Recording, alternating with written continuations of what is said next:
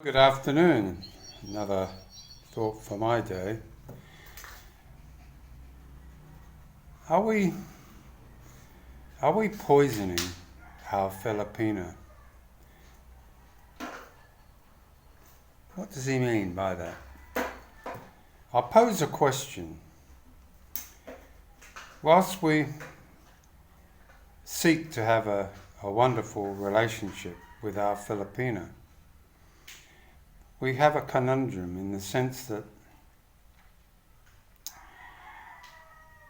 in the effort to try and give our best to our Filipino, we often, yes, we build a home, we buy a car, we go on nice trips overseas, or we might even just do touring around. We also buy nice food, we have a nice surroundings, we get nice clothes. These are normal things for any kind of relationship generally, certainly in the West anyway. And that's where I pose the question. When we bring with us that mindset to the Philippines,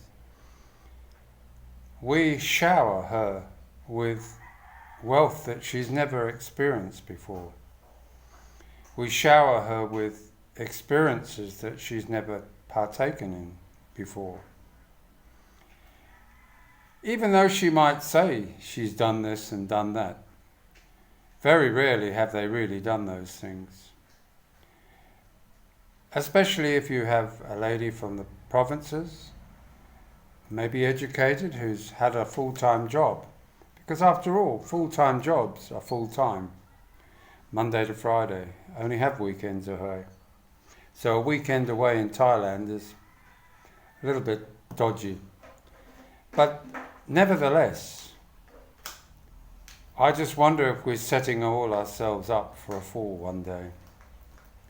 Are we not building or creating narcissists in our own image, maybe? I don't know. The thing is that we can do our best, and that is all that we can do. But in the process of doing that, I believe what's happening is that we are slowly having a major effect upon the thinking of Filipino women. We're creating a life where money no problem. Yes, of course we're on fixed incomes. We all have different levels of pension. But nevertheless, whatever we have is a lot more than they've got. Have you ever noticed that every time there's a little bit of spare money, it always gets spent on something for them? Which is fair enough.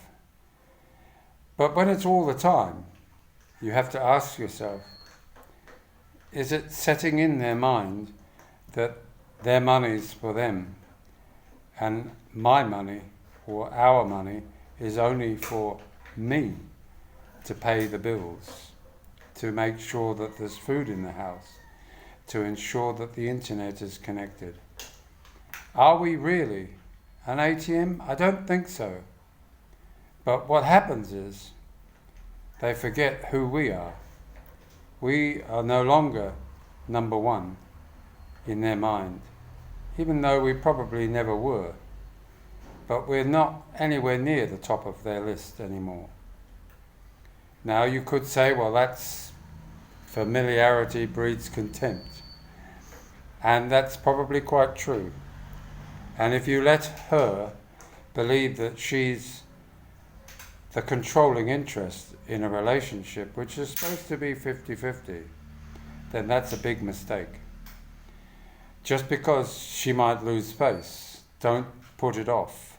Say how you feel. Be prepared to put your position on the line. How many times have you been told to leave, pack your bags, I can live without you, only to find a few hours later, oh, I'm sorry, darling, I was only joking. Or you know how I am, I get mad. I think if we're all true, we've all had that happen somewhere along the line with our Filipina. And I just hope, I won't be like Tim and say I pray, but I hope that this isn't the case, that it's just an isolated event. But yes, I think we're slowly changing the mindset of our Filipina. So if you like this video, give us a thumbs up, press the notification button, and if I'm still alive tomorrow, I might speak again. Bye now.